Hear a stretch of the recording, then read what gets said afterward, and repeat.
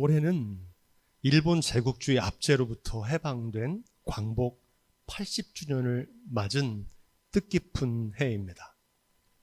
앞에서 본 독립운동가들 얼굴도 이름도 다르지만 한 가지 공통점이 있습니다. 빼앗긴 나라와 잃어버린 주권을 되찾기 위해서 자신의 삶을 아낌없이 희생하고 기꺼이 헌신했다는 사실입니다. 오늘 우리가 읽은 이 출애굽기의 모세의 삶은 독립운동가들의 삶과 겹쳐 보입니다. 애굽왕 바로의 압제로부터 이스라엘 민족을 해방시키는 사명을 감당했기 때문입니다. 그리스도인들의 삶도 독립운동가와 같다고 생각합니다. 왜냐하면 그리스도인의 사명은 내 삶에 예수 그리스도의 통치를 이루고 이 땅에 하나님의 나라를 회복시키는 사명을 맡았기 때문입니다. 그런 의미에서 광복절은 그리스도인들에게 의미심장한 날입니다. 어둠에서 빛을 발하는 광복이 저와 여러분들의 사명입니다. 바라기는 우리가 저마다의 삶의 자리에서 어둠을 밝히는 한 줄기 빛이 되시고, 절망이 있는 곳에 소망이 되시고, 슬픔이 있는 곳에 기쁨이 되는 광복의 삶이 다 되시기를 주님의 이름으로 축원드립니다. 감리교의 창시자인 존 웨슬리는 감리교 목사에게 3가지 준비가 필요하다고 말했습니다. 첫째는 언제든지 이사할 준비를 해야 된다 그랬어요. 자신의 삶에 안주하지 말고 주님이 부르시면 언제든지 떠날 수 있는 마음의 준비를 하라는 뜻입니다. 둘째로 언제라도 설교할 준비를 하고 있어야 된다 이렇게 말합니다. 언제 어디서든지 때를 얻든지 못 얻든지 듣든지 아니 듣든지 담대하게 복음을 전할 수 있어야 된다는 뜻입니다. 그대로 3번째, 감리교 목사라면 죽을 준비를 하고 있어야 된다 이렇게 말합니다. 복음을 위해서, 하나님의 나라를 위해서 죽기까지 순종하는 순교할 준비가 되어 있어야 한다는 뜻입니다. 이사할 준비, 복음을 전할 준비, 죽을 준비는 단지 감리교 목회자뿐만 아니라 오늘 저마다의 삶 속에서 마지막 날처럼 살아가야 될 모든 기독교인의 삶의 자세인 줄로 믿습니다. 오늘 우리가 읽은 이 본문의 말씀은 존 웨슬리가 말했던 이 3가지 원칙을 근거가 되는 말씀입니다. 우리 그런 의미에서 18절로 19절을 함께 다시 읽어보겠습니다. 모세가 장인 이드로에게로 돌아가서 그에게 이르되 내가 애굽에 있는 내 형제들에게로 돌아가서 그들이 생존하였는지 보려 하오니 나로 가게 하소서.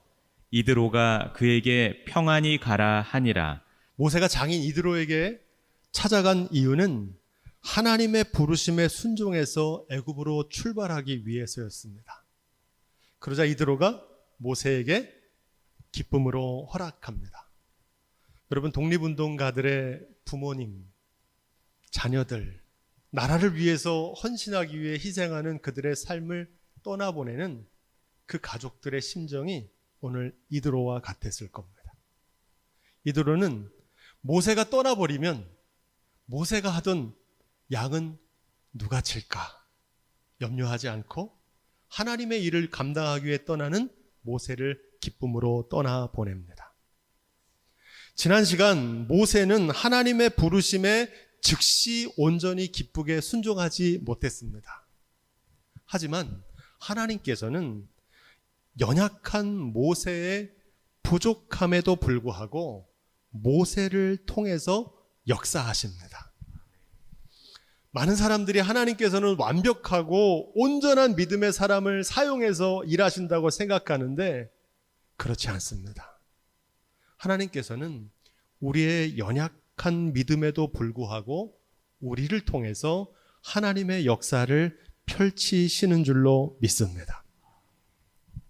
모세는 40년 동안 미디안 광야에서 이드로의 양을 치는 목자로 살았습니다. 하지만 모세의 사명은 양치는 목자가 아니었습니다. 모세의 사명이 무엇입니까? 이스라엘 민족을 애굽왕 바로의 압제에서 해방시키는 광복이었습니다.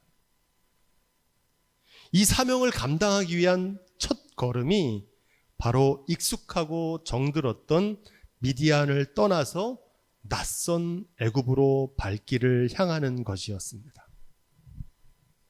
이러한 하나님의 부르심을 소명이라고도 하고 사명이라고도 합니다. 사명하면 거창하고 나와는 무관한 단어라고 생각할 수 있지만 이 세상에 사명 없이 태어난 존재는 단 하나도 없습니다. 사과나무의 사명은 아름답고 풍성한 사과나무 열매를 맺는 것이고, 동화 작가였던 권정생 선생은 길가의 강아지 똥조차도 사명이 있다고 말했습니다. 빗물에 녹아 민들레꽃을 피워 거름이 되는 사명을 하나님께서 맡기셨다는 겁니다. 다만 우리는 그 사명을 모세처럼 깨닫지 못하고 살아갑니다. 나를 양치라고 부르신 줄로 알아요. 교회에서 목회자로, 성도로 하나님께서 저와 여러분들을 부르셨고, 가정에 아버지와 어머니로 부르셨고, 이 나라의 국민으로, 민주 시민으로 부르신 줄로 믿습니다. 여러분, 이렇게 기도하십시오. 주님, 나를 이 세상에 보내신 목적을 하루라도 빨리 깨닫고 나에게 맡겨진 사명을 감당하며 살게 하옵소서. 이 기도가 저와 여러분들의 기도가 되기를 주님의 이름으로 축복드립니다. 20절 말씀 우리 함께 읽겠습니다. 모세가 그 아내와 아들들을 나귀에 태우고 애굽으로 돌아가는데 하나님의 지팡이를 손에 잡았더라. 아멘. 하나님께서 모세를 부르신 것처럼 저와 여러분을 가정으로, 교회로, 일터로 부르셨습니다. 왜 부르셨을까요? 어둠을 밝히는 빛으로 부르셨습니다. 탐욕의 노예로 살던 우리가 하나님의 자녀로 살도록 부르셨습니다. 모세가 하나님의 사명을 자각하고 그 부르심에 순종하며 애굽으로 나아갈 때 놀라운 변화가 나타납니다. 하나님의 지팡이를 손에 잡았더라 이렇게 말합니다. 여러분, 모세가 손에 들고 있었던 지팡이는 본래 양을 치던 목자의 지팡이였습니다. 하지만 모세가 하나님의 말씀에 순종해서 그 사명을 감당할 때 하나님의 지팡이로 변화된 줄로 믿습니다. 하나의 손에 있을 때는 오병이어가 도시락에 불과했지만 주님의 손에 옮겨질 때 5,000명이 먹고 12강주가 남는 기적의 도구가 된 것과 같습니다. 21절로 23절 말씀 우리 계속해서 읽겠습니다.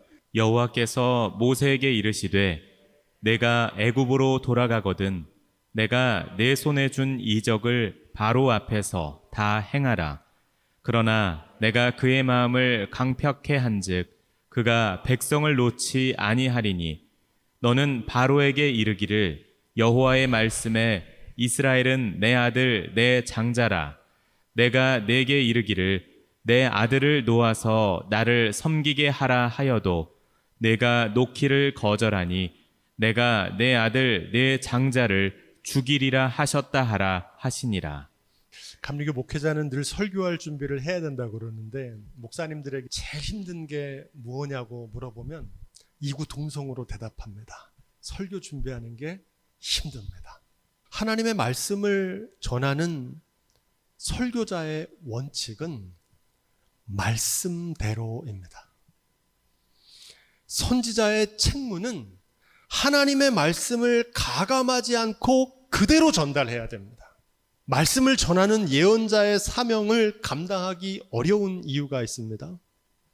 축복과 위로의 말씀만 전하면 좋은데 때로는 책망과 경고의 말씀도 빠짐없이 그대로 전달해야 되기 때문입니다.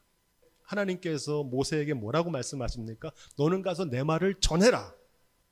내 장자인 이스라엘을 놓아주지 않으면 너의 장자를 내가 죽이겠다는 겁니다. 여러분, 얼마나 무서운 겁박입니까? 내 생명보다 귀한 내 자식을 건드린다고? 아마 극심한 핍박이 찾아왔을 겁니다. 하지만 모세는 그 말씀을 그대로 전달해야 되는 사명을 맡았습니다. 여기에 설교자의 고민이 있습니다. 청중들의 반응을 의식하게 됩니다. 듣기 좋은 말씀, 나에게 합당한 말씀이 있으면 아멘 할렐루야 하지만 책망과 불편한 말씀을 들으면 안색이 변합니다. 그런 설교하지 말라 그럽니다. 그럼에도 불구하고 설교자는 때를 얻든지 못 얻든지 듣든지 아니 듣든지 하나님의 말씀을 그대로 전달해야 됩니다. 오늘날 교회가 맛을 잃은 소금이 된 이유는 강단의 타락입니다. 쉽고 편한 위로의 말씀, 축복의 말씀만을 전하고 어렵고 불편한 경고와 책망의 말씀은 생략하기 때문입니다. 24절 말씀 우리 계속 읽겠습니다. 여호와께서 길의 숙소에서 모세를 만나사 그를 죽이려 하시는지라. 이 24절 말씀은 출애굽기의 대표적인 난해 구절입니다. 쉽게 해석하기가 어렵습니다. 왜 하나님께서는 사명을 감당하기 위해서 길을 떠나고 있는 이 모세를 죽이려고 하셨을까? 결론부터 말씀드리면 하나님께서 맡기신 사명을 감당하려면 죽을 각오해야 한다는 뜻입니다. 감리교 목회자가 죽을 준비를 해야 된다는 말과 일맥상통합니다. 빼앗긴 나라를 되찾고 잃어버린 주권을 회복하는 독립운동을 하려면 목숨을 내걸어야 합니다. 하나님의 나라와 그리스도의 통치를 회복하는 것도 내 한 목숨을 던지겠다는 일사각오의 결단이 필요합니다. 여러분, 일사각오라는 이 단어는 일제강점기에 신사참배를 거부하며 죽음을 맞이하셨던 순교자 주기철 목사님의 신앙 고백입니다. 요즘 말로 바꾸면 전심전력을 다하겠다는 삶의 자세입니다. 예수님께서는 이 일사각오의 신앙을 은유적으로 말씀하셨습니다. 요한복음 12장 24절로 25절 말씀입니다. 한 알의 밀이 땅에 떨어져 죽지 아니하면 한 알 그대로 있고, 따라해 보겠습니다. 죽으면 많은 열매를 맺느니라. 아멘. 죽으면 많은 열매를 맺게 될 거라는 이 말씀에 대한 믿음이 있으면 기꺼이 순종합니다. 그래서 한 알의 밀알로 썩어져요. 왜 그렇습니까? 많은 열매를 맺게 하실 테니까. 하지만 이 믿음이 없으면 한 알의 밀알로 썩어져 죽는 순종을 할 수 없습니다. 이 순종이 어려우니까 많은 사람들이 씨를 뿌리는 신용만 합니다. 죽는 신용을 해요. 순종하는 척을 해요. 깜쪽 같아서 본인도 몰라요. 다른 사람도 모르고. 하지만 여러분, 씨 뿌리는 신용만 했는데 가을 추수 때에 거기서 어떻게 풍성한 열매를 거둘 수 있겠습니까? 말씀대로 준행하는 순종은 자기를 부인하고 한 알의 밀알로 땅에 떨어져 죽는 순교와 같은 말입니다. 우리 한번 따라해 볼까요? 순종은 순교다. 일사각오의 믿음에 관해 마태복음 16장 24절에서 예수님께서는 제자들에게 이렇게 말씀하십니다. 따라해 보겠습니다. 아무든지 나를 따라오려거든 자기를 부인하고 자기 십자가를 지고 나를 쫓을 것이니라. 아멘. 예수님을 따르는 제자의 도리입니다. 일사각오는 자기 부인을 의미합니다. 여러분, 이 말씀에 예외가 있습니까? 없습니까? 없어요. 아무든지 자기를 부인하고 자기 십자가를 쫓아오지 않고서는 나를 따라올 수가 없다는 겁니다. 이 말씀은 이렇게 이어집니다. 누구든지 제 목숨을 구원코자 하면 잃을 것이요 누구든지 나를 위하여 제 목숨을 잃으면 찾으리라. 살고자 하면 죽고 죽고자 하면 살 것이다. 많이 들어보셨죠? 이 말씀과 아주 유사한 말이 있는데 생즉 필사, 사즉 필생. 여러분이 잘 아시는 나라를 위해 죽음을 각오했던 충무공 이순신의 멸사봉공의 자세입니다. 이 삶의 자세는 하나님 나라의 신앙에도 그대로 적용됩니다. 누가복음 9장 61절로 62절에 보면 예수님께서 나를 따라오라 그랬더니 어떤 사람이 이렇게 대답합니다. 주여, 내가 주를 쫓겠나이다마는 나로 먼저 내 가족을 작별케 하소서. 예수께서 이르시되 손에 쟁기를 잡고 뒤를 돌아보는 자는 하나님 나라에 합당치 아니하니라 하시니라. 무슨 말씀입니까? 하나님 나라의 일을 감당하려면 세상적인 부와 명예, 세상적인 즐거움과 자랑을 버려야 합니다. 사실은 버리는 게 아니라 더 높고 귀중하고 소중한 가치를 얻는 길입니다.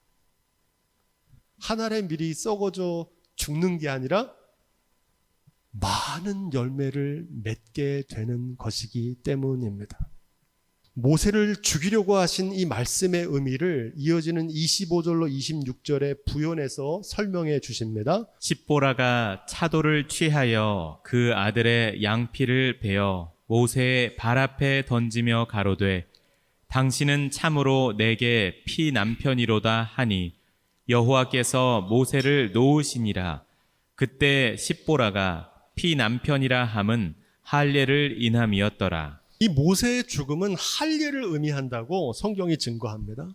유대인들의 정결 예식으로 알려진 할례는 히브리어로 바르라고 하는 단어와 물이라는 단어가 합쳐진 건데 이 바르는 표피, 몸, 중심이라는 뜻입니다. 이 물이란 단어는 쪼개지다, 부서지다, 도려내다는 뜻입니다. 무슨 뜻입니까? 하나님 앞에서 나의 중심이, 나의 자아가 쪼개지고 부서지는 것이 할례라는 겁니다. 하나님 앞에서 나의 교만한 자기 주장을 가지고는 사명 감당할 수 없다는 겁니다. 옛 자아가 쪼개지고 부서지는 것이 바로 할례입니다. 이 구약의 할례는 신약의 세례와 일맥상통합니다. 세례는 그리스도인이 되었다는 증표가 아닙니다. 죄와 욕심에 이끌려 살던 옛 자아는 물과 함께 수장되는 겁니다. 예전에 나는 죽는 거예요, 물속에. 그리고 물에서 건져질 때 성령의 인도하심으로 새로운 삶을 결단하는 것이 세례의 증표인 줄로 믿습니다. 구약의 할례와 신약의 세례는 신앙적인 죽음을 의미합니다. 자기 부인과 자기 희생입니다.